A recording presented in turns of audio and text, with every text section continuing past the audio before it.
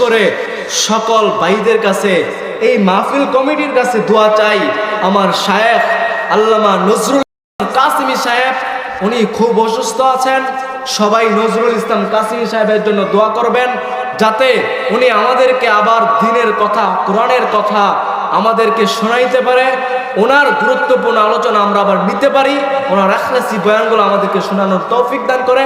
আল্লামা কাসিমি সাহেব অনেক অসুস্থ, সবার কাছে ওনার জন্য দোয়া চাই। হাজারো ঘটনা আছে যে একটা বিড়ালকে পানি খাওয়াইছে, পানি খাওয়ানো বিদায় আল্লাহ তাকে জাহান্নামী থেকে জান্নাতি বানায়া ফেলছে। এই কথাই আপনাদেরকে বুঝাইতে চাই, এতটুকু আমি বুঝাইতে চাই যে আজকে যদি আপনি এই জায়গায় আইসা বসতে পারেন, আপনার দিন পরিবর্তন হবেই হবে ইনশাআল্লাহ। ইনশাআল্লাহ আপনার দিন পরিবর্তন হবেই হবে ইনশাআল্লাহ। এই কারণে এই মাহফিলে আমরা কেন আসব? কারণ আল্লাহ তো সূরাতুর রহমানে বলছে, আর রহমান, আমি আল্লাহ পরম করুণাময় দয়ালু আল্লাহ। পরের আয়াতটা যদি দেখি না, আল্লাহ বলে আল্লামাল কুরআন। আমি প্রথমে বলছিলাম আল্লাহ তো মানুষকে সৃষ্টির ভিতরে শ্রেষ্ঠত্ব দিল, কিন্তু আবার কোরআনে খলাকল ইনসান না বইলা আল্লামাল কুরআন কেন আনলো? আল্লাহ বুঝাইতে চাইলো, ও বান্দা, তুই যদি প্রকৃত পক্ষে মুসলমান হইতে চাস, কোরআন শিখবি, কোরআনকে ধারণ করবি, কোরআনকে সিনায় লাগাবি, তো তুই প্রকৃত পক্ষে মানুষ হইতে পারবি। আর মানুষ হইতে পারলেই তুই শ্রেষ্ঠ মানুষ। না হয় আল্লাহ কোরআনে কি জবাব দেয়? উলাইকা কাল আনআম বাল হুম আযাল। আরে সমাজে তো এরকম মানুষও আছে যেই মানুষকে আল্লাহ কুকুরের ন্যায় নিকৃষ্ট বলেছে। আর নাই তো সমাজে এরকম মানুষও তো আছে যেই মানুষকে কোরআন না শেখার কারণে উলাইকা কাল আনআম বাল হুম আযাল, আল্লাহ তাকে স্বীকৃতি দিয়েছে। আল্লাহ তাকে স্বীকৃতি দিয়েছে যে নিকৃষ্ট থেকেও নিকৃষ্ট। কিন্তু আমরা কি নিকৃষ্টর কাতারা হয়ে গেলাম? আমার রবকে আমি ভুলে গেলাম, যেই রব আমাদেরকে বলছে সূরাতুর রহমানে, ফাবি আই আলাই রাব্বিকুমা তুকাজ্জিবান। আল্লাহ যেন কোরআনকে জবাব দিতেছিল, কোরআনের মাধ্যমে যেন আমাদেরকে বুঝাইতেছিল, ও দুনিয়ার মানুষ, উলামা কি বর্ণনা করে আমি জানি না, উলামা কি তাফসীর করে আমি জানি না, অথচ আল্লাহ যেন বুঝাইতে চাইতেছে, ফাবি আই আলাই রাব্বিকুমা তুকাজ্জিবান। আল্লাহ যেন তোমাদেরকে আমাদেরকে আঙ্গুল দিয়ে বুঝাইতেছে, ফাবি আই আলাই রাব্বিকুমা তুকাজ্জিবান। ও বান্দা, তুই তাকায়া দেখোস না আমি তোকে কোন নিয়ামতটা দেই নাই? আমি তোকে সব নিয়ামত দিয়ে বানাইলাম। আল্লাহ আমাদেরকে কেমন নিয়ামত দিল। আমাদের হাত আছে তো সত্য, আমাদেরকে আল্লাহ হাত দিল তো সত্য। হাতটা জন্ম নেওয়ার সময় চলবে কি চলবে না কিন্তু ডাক্তার বলতে পারতো না। আমাদের পাও আছে তো সত্য, পাওটা চলতে পারবে কি পারবে না কিন্তু ডাক্তার বলতে পারতো না। আমাদের ব্রেন ছিল তো সত্য, ব্রেনটা কি চলবে কি চলবে না পৃথিবীর কোনো ডাক্তার নাই বলতে পারবে তো পারবে নাকি, কিন্তু ডাক্তার বলতে পারতো না যে তুমি ব্রেন দিয়া বিজ্ঞানী হইবা, তুমি ব্রেন দিয়া ডাক্তার হইবা, তুমি ব্রেন দিয়া সমাজের রাজনীতিবিদ হইবা।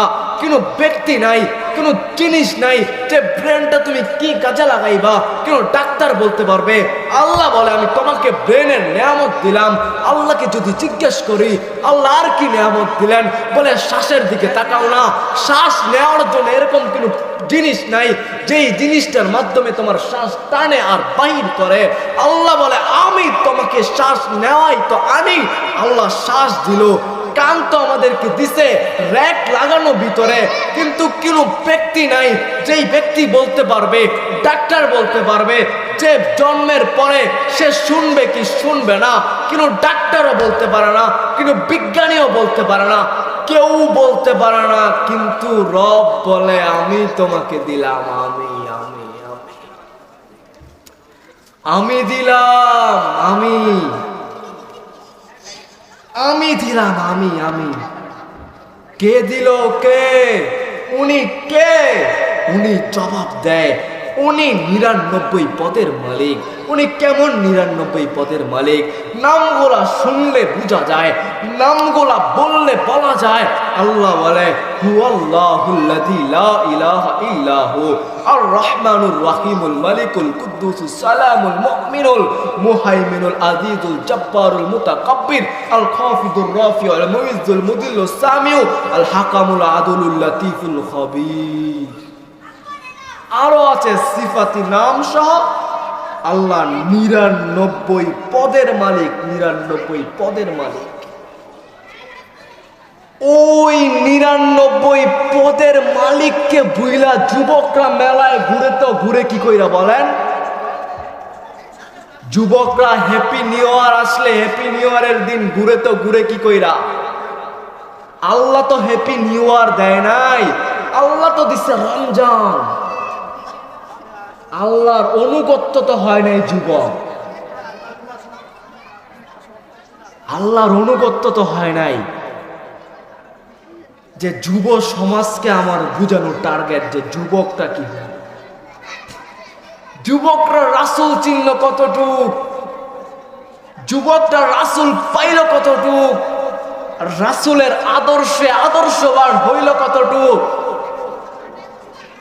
যে কোন রাসূল আমাদেরকে দিল, কোন রাসূল।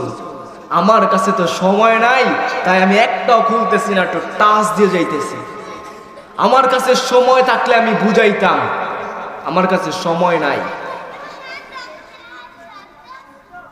যে আমাদেরকে মুহাম্মাদুর রাসূলুল্লাহ দিল কিরকম? মুহাম্মাদুর রাসূলুল্লাহ।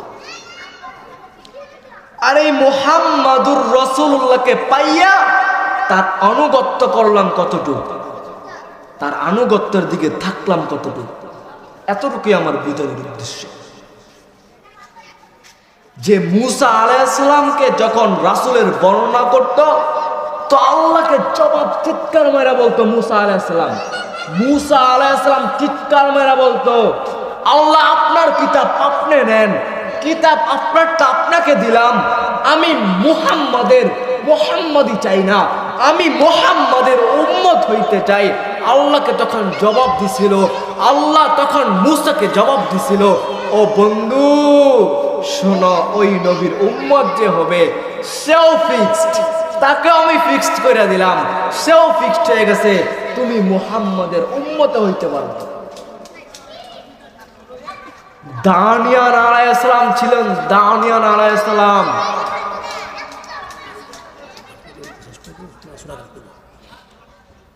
যিনি ছিলেন দানিয়ান আলাইহিস সালাম, দানিয়াল আলাইহিস সালাম আল্লাহকে বলতো, আল্লাহ আমি জানি নবীও হইতে পারবো না, ওই নবীর উম্মতও হইতে পারবো না, কিন্তু এতটুকুই বইলা দেই, আমাকে ওই নবীর হাতের ছোঁয়া লাগায় আমাকে কবরে দিয়েন মালিক। তখন আল্লাহ বলছে, যাও তোমার দোয়া কবুল করলাম। এক বর্ণনায় আছে যে উমর রাদিয়াল্লাহু তাআলা আনহুর নিজের হাতে দানিয়াল আলাইহিস সালামকে কবর দিছে, কবরে রাখছে। তো বিদায় আমার সংক্ষিপ্ত আলোচনা এখানেই শেষ করলাম। তবে শেষ মুহূর্তে এতটুকু কথা বলতে চাই, শেষ মুহূর্তে এই কথা বলে শেষ করতে চাই যে যদি টাকার বাহাদুরি চলতো, যদি সম্পদের বাহাদুরি চলতো, তাহলে সবচেয়ে বেশি সম্পদের মালিক ছিল সাজ্জাদ। আর সাজ্জাদ সবচেয়ে বেশি সম্পদের মালিক ছিল, তো সাজ্জাদ তো টিকতে পারে নাই। মন্ত্রিত্বের বাহাদুরি যদি চলতো, তাহলে সবচেয়ে বেশি মন্ত্রিত্বের বাহাদুরি চালাইতো কে? নমরুদ। নমরুদের বাহাদুরিও তো চলে নাই। রাজার বাহাদুরি যদি চলতো, যদি বাদশার বাহাদুরি চলতো, বাদশাহ ছিলেন, সবচেয়ে বড় বাদশাহ ছিলেন ফেরাউন। ফেরাউনের রাজত্ব চলে নাই, ফেরাউনের রাজত্ব ধ্বংস হয়ে গেছে। আবু তালেব মুহাম্মাদুর রাসূলুল্লাহকে সিনাই রাইখা পালছে। কেমন সিনাই রাইখা পালছে? যে একটা বালুর কণা যদি রাসূলকে কেউ উইডাল দিত, তো যেন মনে হইতো পাহাড়টা তুইলা তার উপরে মারবে। এতটুক ভালোবাসতো, এতটুক ভালোবাসার পরেও ভালোবাসার টিকা নাই।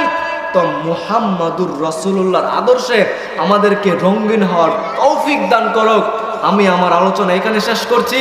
তবে বিশেষ করে সকল ভাইদের কাছে, এই মাহফিল কমিটির কাছে দোয়া চাই।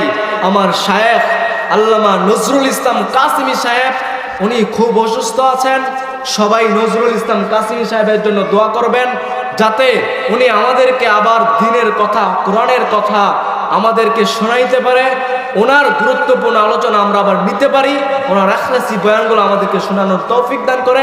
আল্লামা কাসিমি সাহেব অনেক অসুস্থ, সবার কাছে ওনার জন্য দোয়া চাই। আসসালামু আলাইকুম ওয়া রাহমাতুল্লাহি ওয়া বারাকাতুহু।